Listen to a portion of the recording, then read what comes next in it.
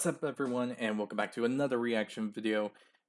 And yeah, we're back again with the Dreamworks Theory of Everything.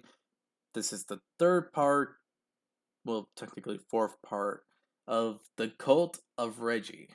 I don't recall a Reggie in the whole Dreamworks thing. And during my thing of looking through stuff from small clips. Apparently this Reggie's a part of Shrek. I don't know. Um, on the top of my head, if he was mentioned, it was probably like a small mention of his name, and I was supposed to like remember what Reggie's supposed to look like and all that. It might be that kind of case involving this character, but other than that, nothing, well, else I can really think of when it comes to the matter. But yeah, this is gonna be an interesting one. I hope you all enjoyed this reaction video. Nevertheless, if you do, hit the like button below, hit the subscribe button to support the channel, support the content provided, and so on and so forth. Hit the notification button to be notified immediately when your video comes out. If there's any videos you'd like to recommend that I should react to, put in the comment section below, and I'll react to it as soon as possible. And the link to this video is going to be down in the description below, so be sure to give the Theorizer some love and support for the video that they made. And if you want to check out the original video, again, the link to this video is going to be down in the description. Go ahead, look there to see the original video. Now with that said, let's get right on into this, shall we? Guess what? Chicken butt. Speaking of unauthorized comedic intrusions, I have found something conspiratorial and questionably worthy of a video. A shockingly random, mysterious, uninvestigated thread in the most obscure corner of the most random transitional scene in a kids' animated film sequel almost 2 decades old. In Shrek 2, we get, not 10 minutes into the film, a shocking, appalling, offhand scene that shakes me to my very core.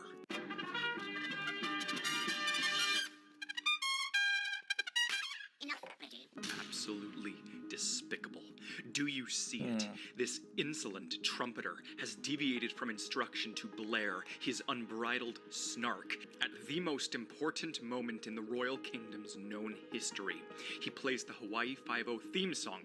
I would start going nuts about how it exists at this time in history, but we know full well that the Shrek films have a convergent timeline with TV shows similar to Cops in it, so this is typical. It's the study of Shrek. I've done it thoroughly. No.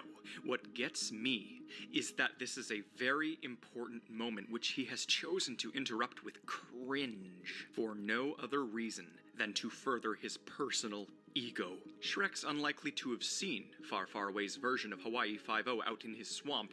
How dare a class clown buffoon attempt this? The dude who is giving the announcement, he is the Herald, I think you pronounce it as they call it, spelt like this, not like our King Harold. Anyways, he gives us information about this fool who has intruded the most integral moment in Fiona's adult life. He scolds him and says, "Enough, Reggie." And with that, we begin our journey into this untapped, unprecedented gold mine. Why did he choose to interrupt this important moment? What does this imply about him? And is he more than just a petty joker? Don't click off this video. Reggie will find you. Okay. Bit morbid sounding, not gonna lie. But okay.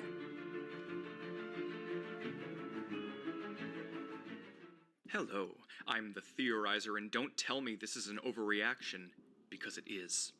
Best I understand it, Reginald here is a reference to a character from a 1937 movie called A Damsel in Distress, but that doesn't really help us, and interestingly enough, that's the only tidbit of trivia on the entirety of the internet regarding Reggie. A blank slate.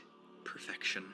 As far as we get to know him in What? this scene, he is a far, far away inhabitant who plays for the Royal Messenger. Brown hair, brown eyes, medium build, middle age. I went frame by frame to identify the handedness in which he plays his instrument, only to learn that typically this thing is held in a certain way regardless. Clever. Dreamworks even sacrificed symmetry to keep the handedness the same on either side. In terms of personality, he is a Chad. Jock. Or rather, he is a Chad on the inside and a geek on the outside. This is crucial. Please believe me and do not forget it. The musicians of Far, Far Away are fairly interesting characters, What? and we do get a little bit of background info on them when we see the high school in Shrek the Third. Here we see the youth of Far, Far Away and beyond, and how they are raised. Oh, yeah. That was a thing, was it? Weird how that works, in all honesty. It's weird how that works. But yeah, main point. And taught. It's likely Reggie went to school here, given it being the only significant place we see a school band in full fashion in these movies. It makes sense too. I mean, I do believe a good chunk of Far, Far Away goes here. I believe that he went here and left a clear Reggie-shaped impact in the school. But then I rewatched a scene and a realization hit me like a ton of bricks.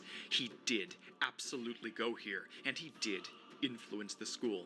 This pushes my upcoming theory into being slightly more likely because get this. When Shrek goes to the assembly, the band in the background does the exact same thing Reggie does. Shrek comes in and they deviate from their course to play an instrumental rendition of a meme. In this case, All Star. This is all a bit unorthodox. For those who are sane and don't worship meme culture, you might not recall, but All Star by Smash Mouth is Shrek's very own theme song. It's a joke, it's funny, and here we see the Shrek films doing it before it was cool, just like Reggie. A meme-worthy instrumental intrusion? This band is suspicious, and Reggie certainly is tied to it. He went to school here, like the vast majority of Far, Far Away boarding schoolers did. Reggie is a Chad on the inside, geek on the outside. In a high school full of division, the only point of unity is inside jokes. This is universally applicable memes. We see that in school, the band geeks, chess nerds, and jousting jocks are all united in their goal of one meme in particular. Arthur Pendragon, the butt of every joke. The unity of this school is commendable, but how did it reach this point? I think Reggie assassinated the king. Reggie is notable enough to be featured in Shrek 2 above all other instrument players in the Royal Summons band because he's the improviser who is just that good and smug enough to throw in his improv song. This small group of musicians seems to be used for the most important of important deliveries and messages, meaning they need to be the top of their game, namely the trumpeters, what with their timely musical unity. During the Fairy Godmother song, we see another band of sorts, but this is the much larger band responsible for parties and balls. Plus, there's only one less competent brass player here, and we seriously don't get a good enough shot to see if it's actually Reggie or not. I'm leaning towards not because these aren't very smug musicians, and also because in the first film we see more meme-like ones. An accordionist accompanying Robin Hood, and in Shrek 4 we see the Pied Piper, both with equal meme talent. The Piper was in the alternate universe, but at the end we see the Prime World's rendition because, like I said before, I think some semblance of the alt timeline's memory seeps back into our main ones, hence the Ogre Fam as well. My point is that someone in Worcestershire Academy is outputting these snarky social rejects to mock the hierarchy. From what we've seen, Reggie is the one with the most important job and the one with the most timely meme skill. This implies that he's both best in class and the originator. This isn't just bored band geeks, this is them inserting their band class boredom into the most serious of situations or abusing the power of music. My point? The cult of Reggie, or whomever else could possibly be exporting these corrupted musicians from Worcestershire, is doing so as a power play. The United Bullies have targeted themselves onto Arthur, which would imply once again that the whole school, and whomever originated this inside joke, has the goal of bringing down the monarchy one joke at a time, until royalty means nothing anymore. Merlin was the only one who took an interest in Arthur, and he ended up quitting from stress, neurosis, and fatigue. See? Absolute correlation. At first I thought maybe Merlin created this meme as a failed experiment. I mean, he does hilariously hijack a piano during the climax, and it would explain his regrettable stress. But then I thought, no, because Reggie. So Reggie, or whomever, pushed this school to mock royalty in the form of extant music, physical bullying, and mental abuse, clearly has had a bad experience with royalty themselves. Sounds a hell of a lot like my theory tetralogy on the fairy godmother.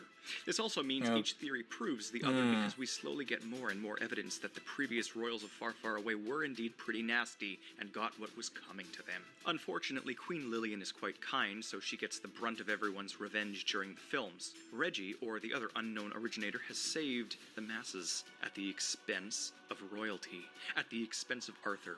I feel as if in some way Arthur's dad wanted to get back at the family he didn't belong to, so he staged all of this somehow, but Reggie is not Arthur's dad. Remember, Arthur's dad is blonde. Perhaps this is the revenge of some sort of joker or a jester, doing it the only way they know how to, memes. But Lillian's maturity likely eliminated the need for such entertainment. Again, there are signs that the previous royals, though, they were nasty. I do want to highlight that by all of these actions, Harold the Frog was killed so Arthur could become king. Who did this? There's a lot here I could spin, but the answer is really quite simple. Harold died from being an extremely old frog after the fairy godmother's magic vanished from him. Merlin's magic is also sort of bizarre. I think he might be a Rumpelstiltskin-esque witch as well. Anyways, Reggie did not assassinate the king, but I do believe he did unwittingly in being one of the many pawns in the game of the fairy godmother's plan to bring down Far Far Away. Reggie himself has an instrumental cult of meme lords who abuse royalty whenever they can in the slightest of ways that they can from the second they hit this high school. The fairy godmother uses memes to her advantage. The reason that Arthur was treated so brutally is because he was royalty.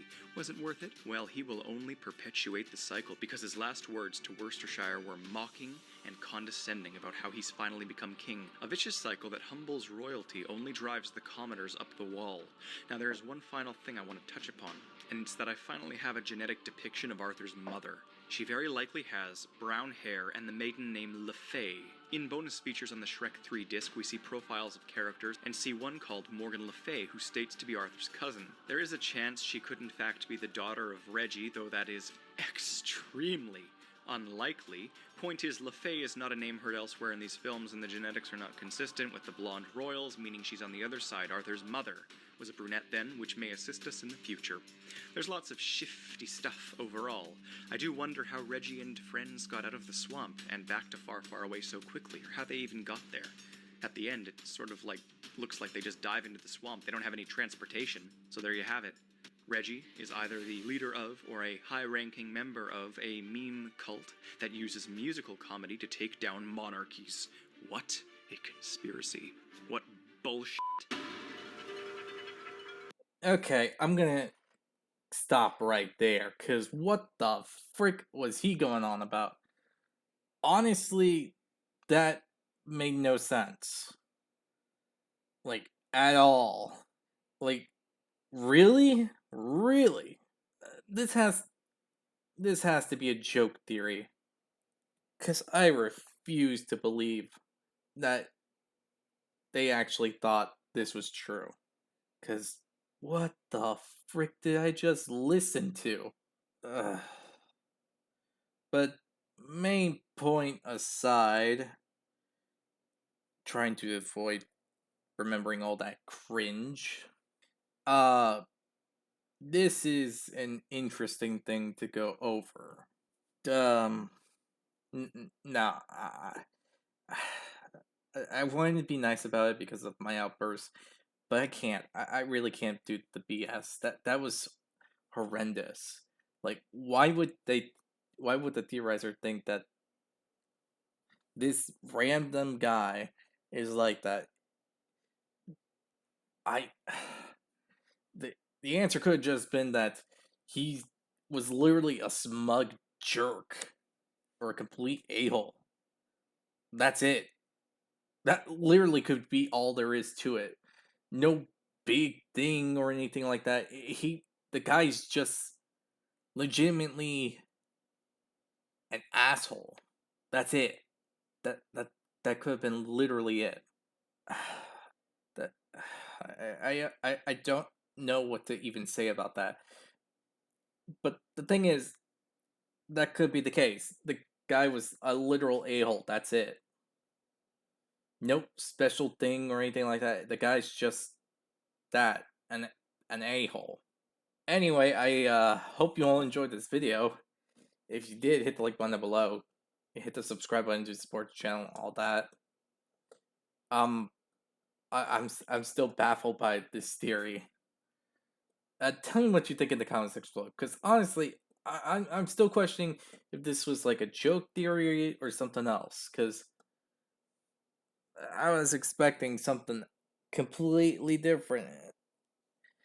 It, but honestly, it just feels like some underclassmen just admiring an upperclassman or something like that, and and just and they just prolong the cycle of painless and just pure disrespect or something like that. Because that's honestly what it feels like. That is honestly what it feels like right at this moment. Is it just me? Or am I losing it? Anyway, I hope you all enjoyed this video nonetheless, and I'll see y'all next time. Bye.